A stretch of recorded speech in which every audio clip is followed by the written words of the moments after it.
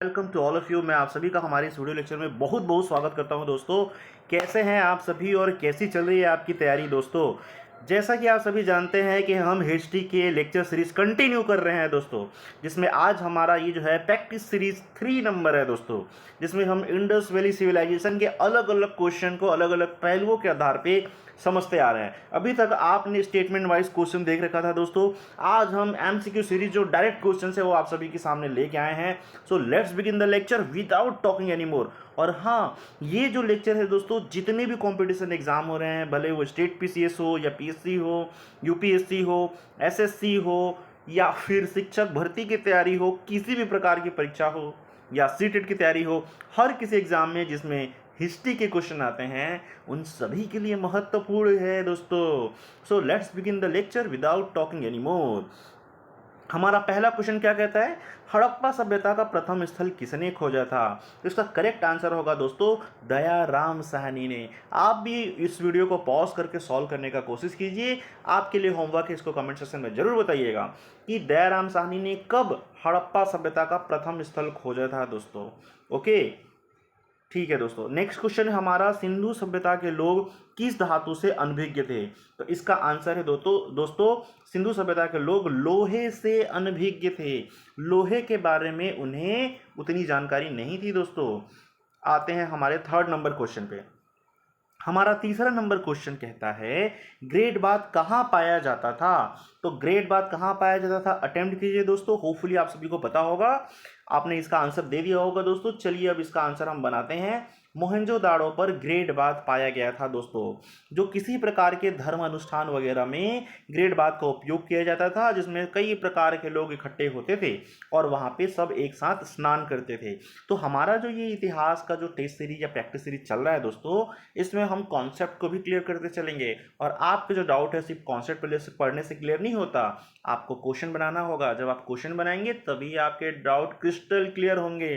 तो आपके डाउट्स मैं क्रिस्टल क्लियर भी करते जाऊंगा। हमारा नेक्स्ट क्वेश्चन है दोस्तों, हड़प्पा सभ्यता का प्रमुख व्यवसाय क्या था। तो हड़प्पा सभ्यता का प्रमुख व्यवसाय आप अटेम्प्ट कीजिए।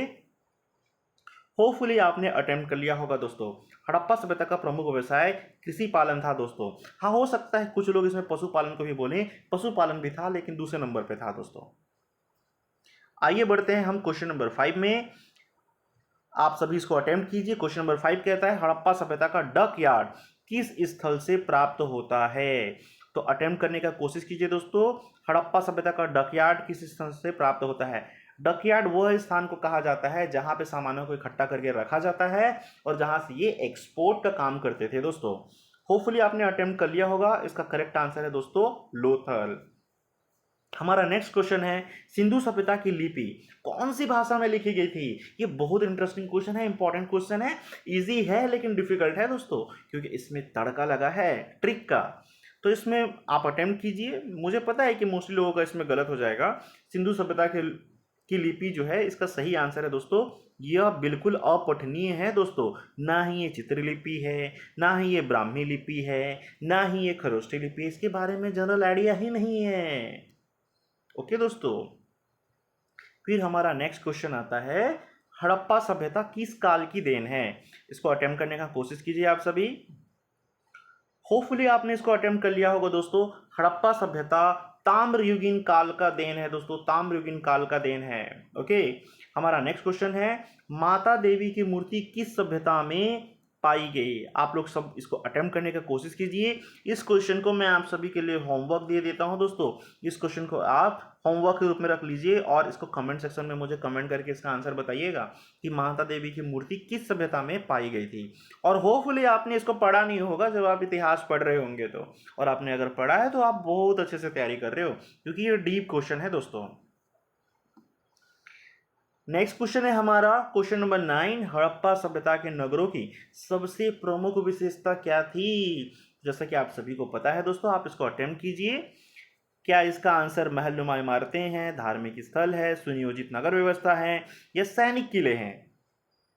होपफुली आप इस क्वेश्चन को अटेम्प्ट कर चुके होंगे। इसका करेक्ट आंसर है दोस्तों सुनियोजित नगर व्यवस्था। सुनियोजित नगर व्यवस्था इसका करेक्ट आंसर है दोस्तों।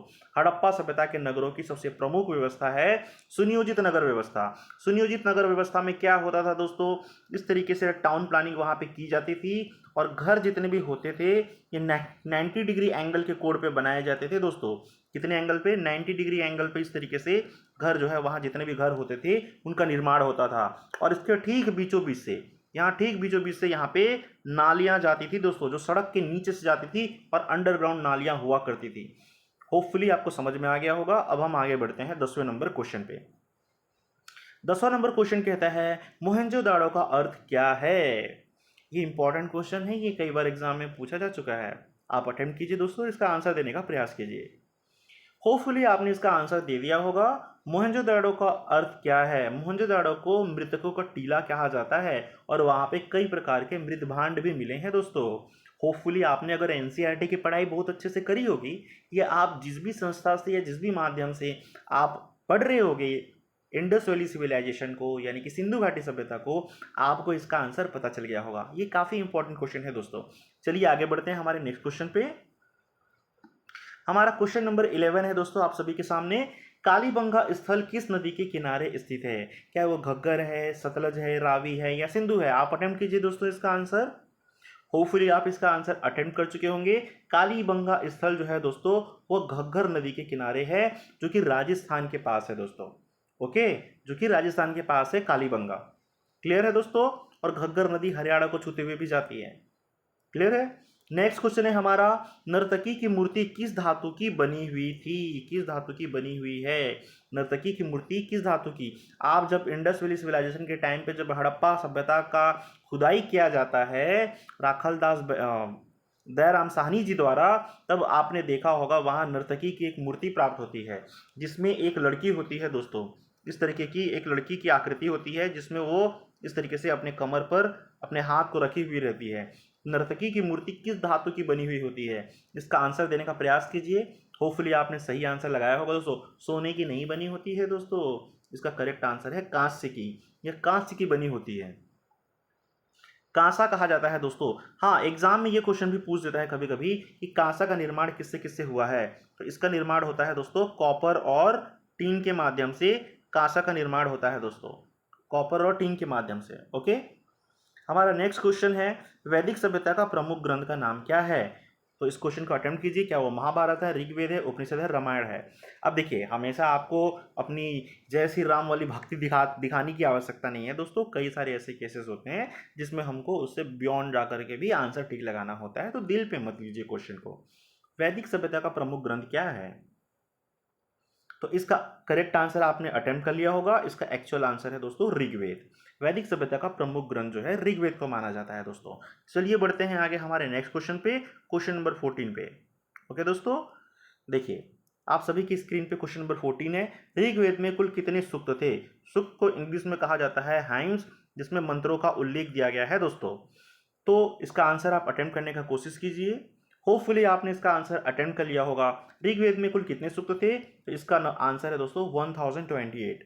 ओके, अब बढ़ते हैं हमारे नेक्स्ट क्वेश्चन की ओर। वैदिक आर्यों का मुख्य व्यवसाय क्या था? तो वैदिक आर्यों का मुख्य व्यवसाय आप अटेम्प्ट करने की कोशिश कीजिए दोस्तों। और इस क्वेश्चन को मैं आप सभी के लिए होमवर्क दिए देता हूं। होपफुली आपको ये क्वेश्चन सीरीज काफ़ी पसंद आया होगा। अगर आपको हमारा ये क्वेश्चन सीरीज पसंद आता है और आपको लगता है कि और भी क्वेश्चंस ऐसे आपको चाहिए, जो कि आगे आपको दिख रहे होंगे दोस्तों, आगे हमने और भी क्वेश्चंस अटेम्प्ट करने हैं, तो हम आगे और भी क्वेश्चंस अटेम्प्ट करेंगे। लेकिन उसके लिए आप हमारे चैनल को सब्सक्राइब कर लीजिए, हमारे वीडियो को लाइक कीजिए और अपने दोस्तों में भी शेयर कीजिए दोस्तों। मिलते हैं नेक्स्ट लेक्चर पे। गुड लक दोस्तों एंड जय हिंद।